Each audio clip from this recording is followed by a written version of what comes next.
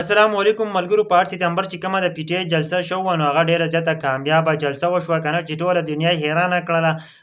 کومه پینډال چې مکمل تور باندې ډک شوی او دغه نه بس چې دی نو خلک ډیر زیات را روان هم وو، خو هغه ته کنټینر ایښودي وي او شیر افضل مراود ترې چې دی نو ډیر زیات سختې خبرې وکړلې په دې پرونۍ جلسه کې، ځکه چې عمران خان د ریایي دپاره هغه کوښښ وکړو او بل طرف ته علي امین ګنډاپور هم ډیر زیاتې سختې خبرې وکړې. د کومه میډیا والا چې دې ته هم سختې خبرې وکړې، اسټابلیشمنټ هم سختې خبرې وکړې. د هغه نه پس چې په نوې کومه نیکسټ جلسه چې ده په مینار پاکستان کې چې کومه جلسه ده په لاهور کې، نو هغه چې ده نو هغه وایي به موږ که NOC میلاویږي او که نه میلاویږي خو موږ به هغه جلسه کوو. بریسټر ګور وایي چې که نه د دې جلسې اصل مقصد دا و چې موږ عمران خان د ریایي دپاره دا جلسه کوو. ملګرو شیر افضل مراود هم ډېرې سختې خبرې کړې دي، ځکه چې هغه هم جنګ ته اړېل ده. وایي موږ به راځو په پنجاب باندې به ورځو، ټول پښتانه به راځو او په پنجاب باندې به ورځو او بالکل به عمران خان رها کوو. ملګرو په بیګا چې کومه ګڼه وه، بیګا بل طرف ته یوه خبره هم چلېدله چې د NOC نه بیګا چې دی نو تقریبا په 10 بجې په 7 بجې NOC چې کومه ټایم و نو په 7 بجې ختمېدو، په 10 بجې باندې بیا جلسه ختمه کړه. د هغه نه پس حکومت هم ایکشن اخلي.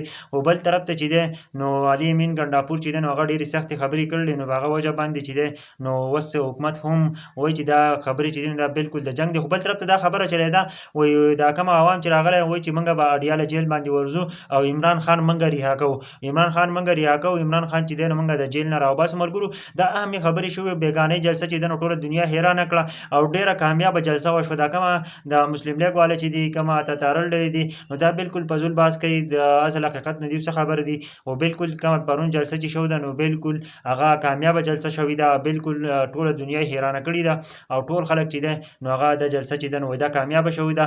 بله جلسه به بالکل په لاهور کې کېږي په 22 سپتمبر باندې به انشاءالله جلسه کېږي، د پی ټی آی جلسه به وي.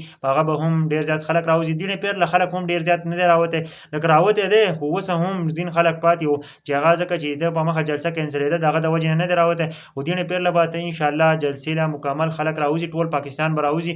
یادګاره جلسه یې که کله NOC ورکړه او اجازت نامه یې وله ورکړه نو انشاءالله د ټول نه به کامیابه جلسه وي ده.